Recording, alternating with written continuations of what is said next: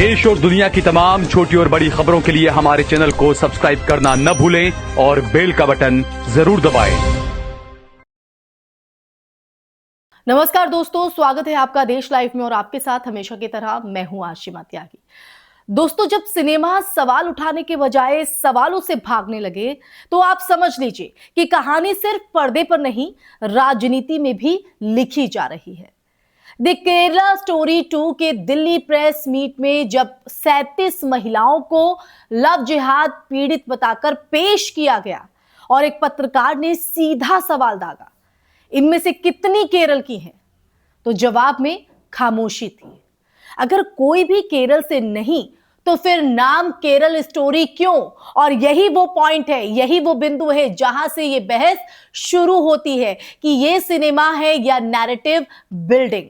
तो आज ये सवाल क्यों खड़ा हो रहा है, इसी सवाल का जवाब ढूंढने की कोशिश करेंगे आज की इस वीडियो में, इस चर्चा के माध्यम से। मैं चर्चा में आगे बढ़ूं, पूरी इंफॉर्मेशन आपको दूं, उससे पहले आप लोगों से अपील, इंसाफ की आवाज को बुलंद करने के लिए और सच्ची पत्रकारिता के लिए हमारा यानी देश लाइव का सहयोग करें। साथ ही डिस्क्रिप्शन में दिए गए लिंक को ओपन कर ज्वाइन बटन दबाकर आप हमसे यानी देश लाइव से सीधा जुड़ सकते हैं दोस्तों।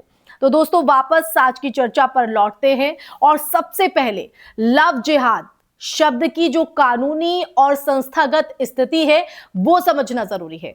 2018 में केरल की हादिया उर्फ अखिला अशोकन का मामला राष्ट्रीय सुर्खियों में आया। नेशनल लेवल पर उन्होंने इस्लाम स्वीकार कर शफीन जहां से विवाह किया था और केरल हाईकोर्ट ने शादी रद्द कर दी थी। लेकिन 2018 की अगर बात करें तो 2018 में सुप्रीम कोर्ट ऑफ इंडिया ने हाईकोर्ट का जो फैसला है वो पलटते हुए हादिया की शादी को बहाल किया और स्पष्ट किया कि बालिग महिला को अपने धर्म और जीवन साथी चुनने का पूरा अधिकार है, आजादी है। कोर्ट ने किसी संगठित लव जिहाद साजिश की पुष्टि नहीं की। इसी तरह संसद में भी ये जो मुद्दा है वो उठा पूरे जोर शोर से। 2020 में गृह मंत्रालय ने लोकसभा में लिखित जवाब में यह कहा कि लव जिहाद शब्द जो है वो भारतीय कानून में परिभाषित नहीं है और ऐसी किसी साजिश की पुष्टि के लिए केंद्रीय एजेंसियों के पास कोई ठोस डेटा भी नहीं है। अब ये जवाब उस समय केंद्रीय मंत्री जी किशन रेड्डी की तरफ से दिया गया था दोस्तों। यानी अगर हम देखें तो संवैधानिक संस्थाएं और सरकार खुद इस शब्द को कानूनी मान्यता नहीं देती। अब सवाल आता है कि फिर फिल्मों में इसे तथ्य के रूप में क्यों पेश किया जाता है, उसे क्यों दर्शाया जाता है? सिनेमा अभिव्यक्ति की स्वतंत्रता के दायरे में आता है दोस्तों, लेकिन जब उसे फैक्ट बेस्ड बताकर प्रचारित किया जाता है तो जिम्मेदारी भी बढ़ जाती है। अगर 37 पीड़ितों में से कोई भी केरल से नहीं है तो केरल को केंद्र में रखकर कथा गढ़ना क्या किसी राज्य की सामूहिक छवि को निशाना बनाना नहीं है, उसे टारगेट करना नहीं है? केरल लंबे समय से उच्च साक्षरता, मानव विकास सूचकांक और सामाजिक प्रगति के लिए माना जाता है और ऐसे में अगर हम देखें तो उसे एक सुनियोजित धार्मिक साजिश के केंद्र के रूप में पेश करना राजनीतिक रूप से संवेदनशील कदम बन जाता है। दोस्तों, चुनावी टाइमिंग भी चर्चा का विषय है, क्योंकि जब हम देखते हैं जब दक्षिण भारत में चुनावी हलचल तेज होती है ना, वहां पर इस तरह की जो हलचल देखी जाती है, तब सांप्रदायिक विमर्श से जुड़ी फिल्में जो हैं और बयान, ध्यान रखिएगा, बयान सुर्खियों में आ जाते हैं। क्या ये महज संयोग है या फिर सांस्कृतिक माध्यमों के जरिए राजनीतिक ध्रुवीकरण की रणनीति? दरअसल ये सवाल इसलिए भी है दोस्तों क्योंकि ये इसलिए अहम हो जाता है क्योंकि लोकतंत्र में चुनाव सिर्फ वोट का नहीं, मनोविज्ञान का भी खेल होता है। अब देखिए, यहां पर यह भी स्पष्ट करना जरूरी है कि किसी भी जबरन धर्मांतरण या धोखाधड़ी की जो घटना है अगर होती है तो वो कानूनन अपराध है और उसका जो कठोरता से निपटारा होना चाहिए। लेकिन व्यक्तिगत अपराधों को संगठित धार्मिक युद्ध की तरह प्रस्तुत करना समाज में अविश्वास को गहरा करता है। अब यही कारण है कि कई जांच एजेंसियां और अदालतों ने व्यापक साजिश के दावों को प्रमाणित नहीं किया या प्रमाणित नहीं पाया। फिल्म निर्माण एक रचनात्मक प्रक्रिया है, पर जब निर्माता प्रेस कॉन्फ्रेंस में पीड़ितों को मंच पर बैठाकर राजनीतिक शब्दावली इस्तेमाल करते हैं तो वो कला और एक्टिविज्म के बीच की जो रेखा है ना, उसे धुंधली कर देता है। पत्रकार का सवाल, ये तथ्य आधारित सिनेमा है या नैरेटिव बिल्डिंग? ये पत्रकार का एक सवाल है। दरअसल पूरे विमर्श का केंद्र ये सवाल बन गया है। केरल को बार बार निशाना बनाए जाने की जो धारणा इसलिए भी उभरती है दोस्तों, क्योंकि वहां राजनीतिक समीकरण अगर हम देखें तो वो अलग है।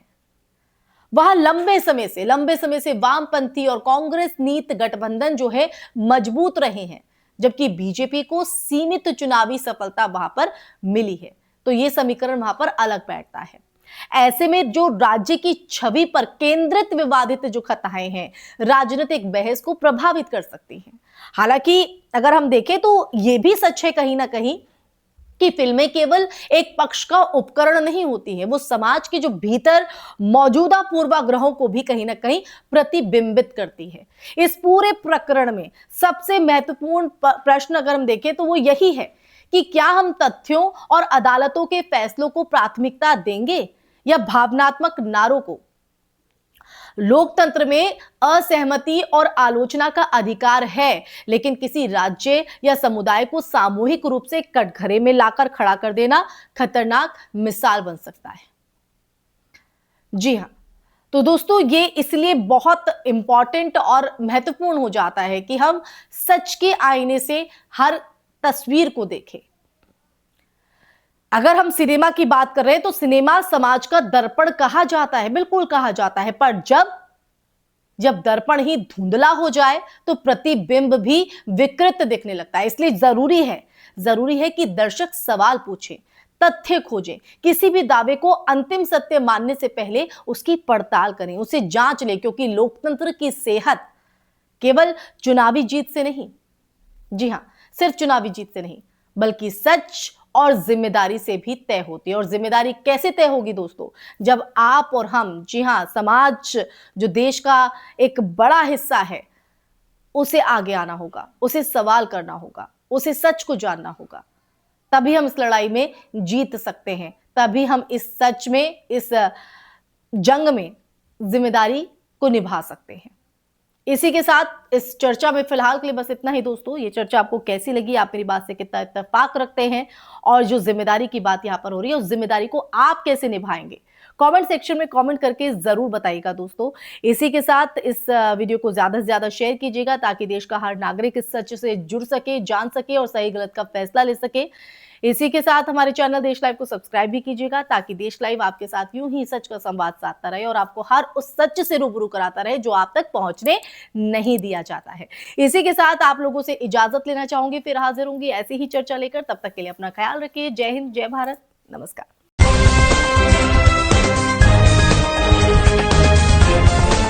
देश और दुनिया की तमाम छोटी और बड़ी खबरों के लिए हमारे चैनल को सब्सक्राइब करना न भूलें और बेल का बटन जरूर दबाएं।